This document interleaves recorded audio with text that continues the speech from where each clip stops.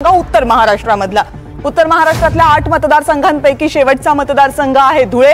धुळे लोकसभा मतदारसंघामध्ये माजी मंत्री सुभाष भामरे यांना पुन्हा एकदा उमेदवारी देण्यात आलेली आहे आणि त्यांच्या विरोधात शोभा बच्चाव काँग्रेसच्या नेत्या यांना उमेदवारी देण्यात आलेली आहे। शोभा बच्चाव यांच्या उमेदवारीला त्यांच्याच पक्षातून काहीसा विरोधही झाला होता। ओके, भाजपला ॲडव्हान्टेज आहे। ओके, भाजपला काँग्रेसने अत्यंत उत्तम लढत दिली। ओके, सुभाष भामरे एक इथे काट्याचं दिसतं मला।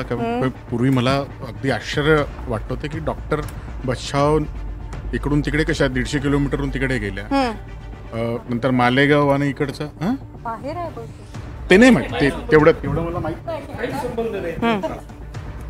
नाही। पण कुणाला, भामरे की बच्चाव, काय वाटतं? मी अगदी काय म्हणतात त्याला,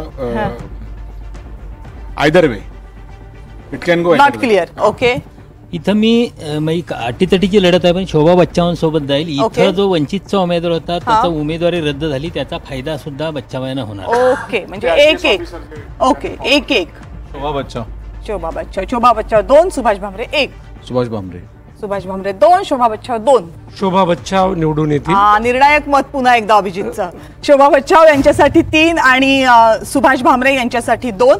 त्यामुळं शोभा बच्चाव यांना आघाडी मिळताना दिसते या लोकसभा मतदारसंघामध्ये। विदर्भाचा आढावा आपण घेतला, पश्चिम महाराष्ट्राचा घेतला, मराठवाड्याचा घेतला, उत्तर महाराष्ट्राचा घेतला। यानंतर सगळ्यात महत्त्वाचं शिल्लक राहिलेलं आहे तो म्हणजे कोकण आणि अर्थातच मुंबईचे 6 लोकसभा मतदारसंघ। याकडे आपण येणार आहोत। एक छोटासा ब्रेक घेऊन लगेच परत येतोय। पाहत रहा NDTV मराठीवर निकाला आधीचा पब्लिक पोल।